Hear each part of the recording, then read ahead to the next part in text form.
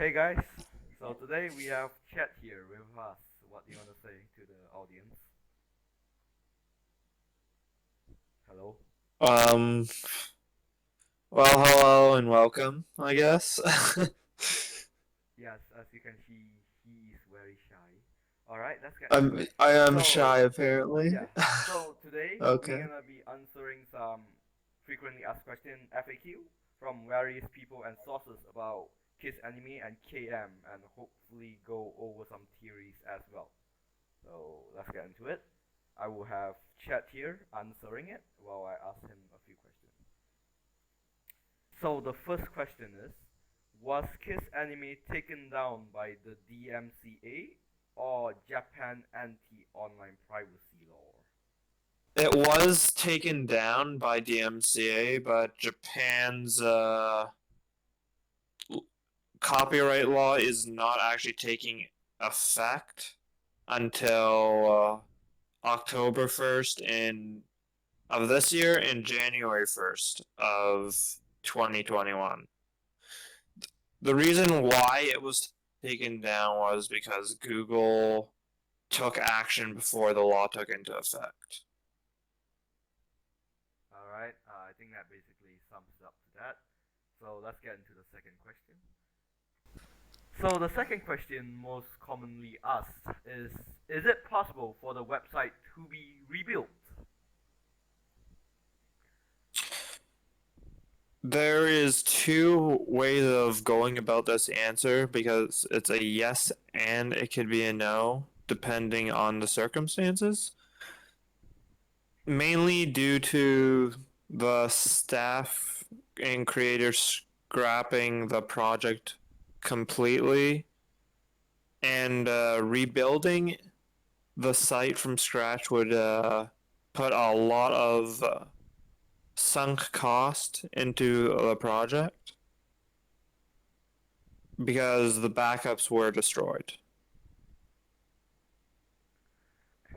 So I think that's basically sums it up for the second question. I'm gonna move on to the third one. So the third most asked question is, how does the new Japan copyright law apply for us viewers and the site's owner?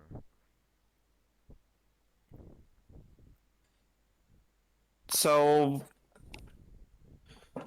to put a little light on this, I would say that when so it's going to take a like full effect on January 1st. So, when that happens, any of those who download or download manga or anime can be fined up to 2 million yen and a possible of a total of 2 years prison sentence. However, this does not apply to like reading and watching because you are not directly involved with downloading that content. Down in the description, there'll be more info on this and how site owners that actually have all the anime on their websites can actually have be fined up to 5 million yen and jailed up to 5 years or both. Alright, I think that is a very good example of the third question, so now we can move on to the fourth one. So for the fourth question, does the new law only apply to Japan? It can and it cannot. Of course, it will be in full effect soon. So we can't really see like what the outcome will be. But on our opinions, I believe site owners, you're pretty much going to be screwed. Like any website would be screwed. Like let's list like manga decks. What's some anime websites that are well known? that you can list KissManga, for me? KissAnime, and KissCommunities. Alright. Yeah, those. No matter what, those sites will get taken down. Like, it doesn't matter where you're hosting it because if it's viewable in Japan, of course, it will be taken down. And to continue on this explanation, people inside Japan can get fined and jailed, and viewers outside of Japan, they will they can still get a case applied against them. Not too sure, like if there actually will be able to take action against you completely, but it is possible you can end up getting fined outside of Japan. For viewers inside of Japan, you can get fined and jailed. Viewers outside of Japan, if there is a Japanese company that actually operating in that country, you can get sued pretty much. So yeah, it will be a fine if, like, let's say Toei has offices in the U.S., which I believe they do. They can fine you for that. I'm not too sure if it will go outside of Japanese company operations, but we will see in the future. So I think that basically answered the fourth question. So I'm gonna move on to the fifth. So the fifth question is from multiple opinion, but this is just my own opinion. Do not take this seriously. You might have different opinion. So will removing piracy site improve the anime studio and the industry at all?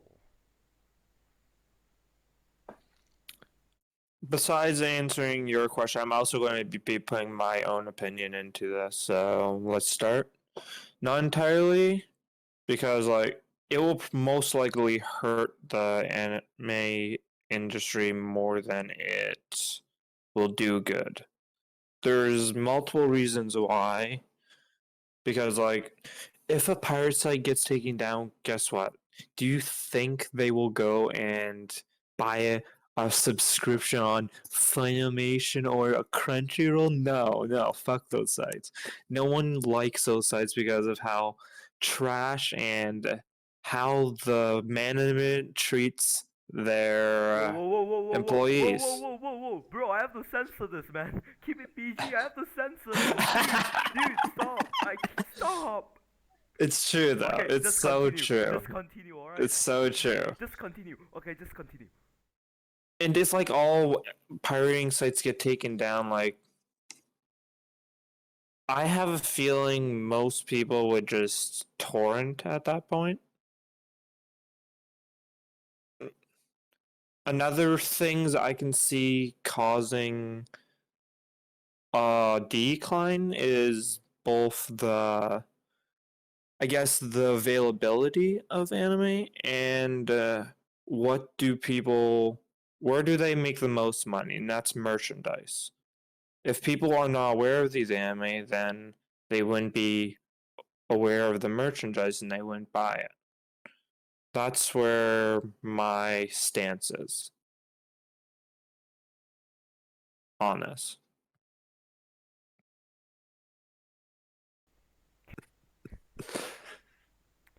So I think that's basically it for the fifth question. So let's move on to the sixth question.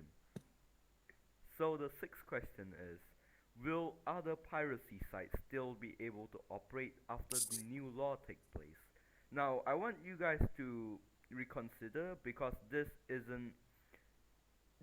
we don't have insights on most of this, and I wouldn't 100% say this is a confirmation or not. So I will just have Chad explain it to you guys. I would say yes and no. Because like piracy sites will continue to pop up as others are taken down because well, there's money there and there's profit to be made. But it's a little hard to say here, but I would say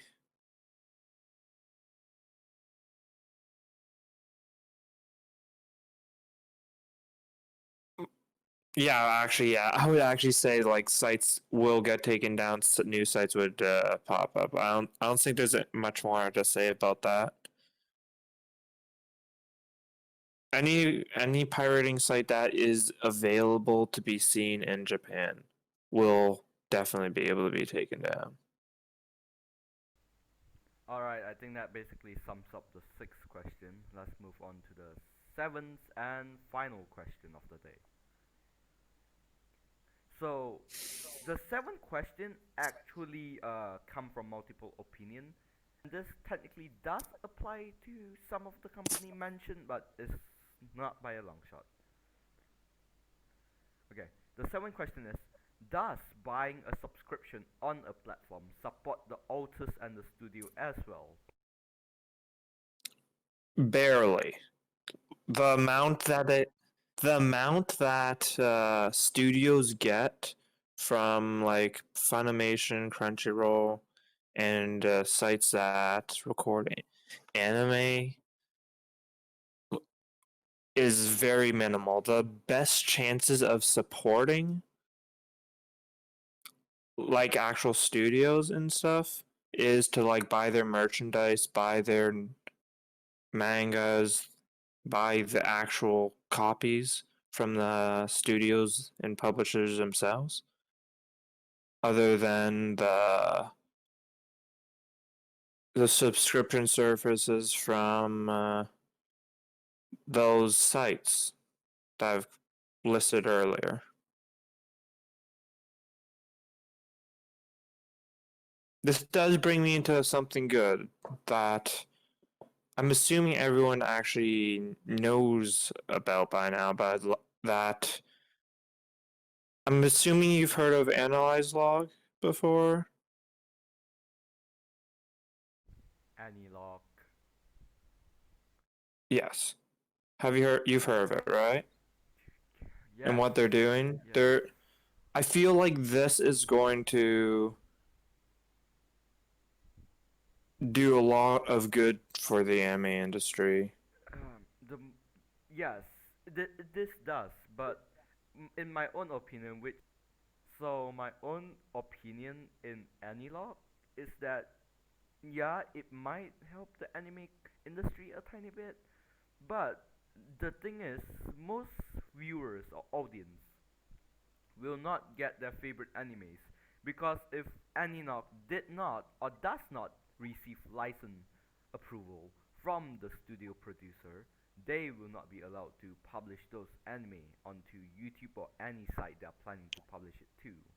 Alright, I think that should be it for the seventh question. Now let's move on to the theories. So the first theory was was Sony behind the takedown? So what is your opinion in this, chat? There will be people that say probably, but personally, no. Sony definitely would not be behind this. They will have to publicize their takedown due to Sony. If Sony would actually have to publicize that. It's not the case though, due to the included copyright owner, aka they're the ones, the aka the DMCA is cannot be Sony. I could see why like people's reasoning behind it being like, oh, if it will get more subscriptions, Crunchyroll and stuff like that. Honestly, doubt it. Alright, you heard that opinion from Chad. Okay, so let's hop into the second theory. So, is Kiss owner laying low before they continue running the website again? It's possible, and it's also unlikely, but if that was the case, there would be severe punishment, of course, under the Japanese law, being 5 million yen and the up to 5 years of jail time. But depending on where he lived, he can also not be at risk. Alright, I think that was enough to cover the second theory. So I'm just gonna move on to the third theory right now. So the third theory is, what's Disney behind the takedown? This is very similar to the first theory, but why Disney though? Can you please explain?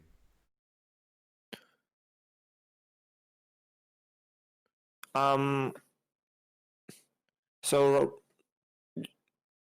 many probably know this by now, but believe Disney actually was the reason why Kiss Cartoon actually just got shut down.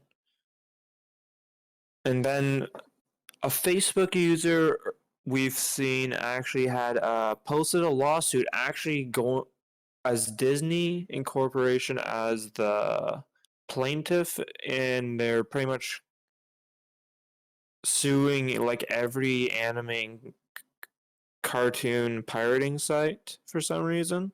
And I believe it's Indian law, correct? Yep, that is right, chat. It is hard to believe, but possible. We do not really know the details of why they filed this lawsuit back in, I believe it was May. More will eventually be learned when we hear more about that case.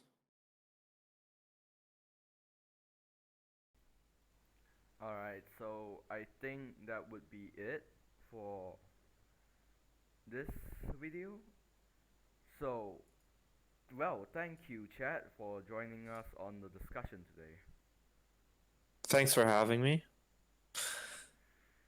Alright, with this finally answer, I think it's time that I end the video. So yeah, hopefully if you guys do enjoy the video, just like, and if you even enjoy it, just subscribe. And I'll see you guys pretty soon. Bye. Say bye, chat. See ya. Bye.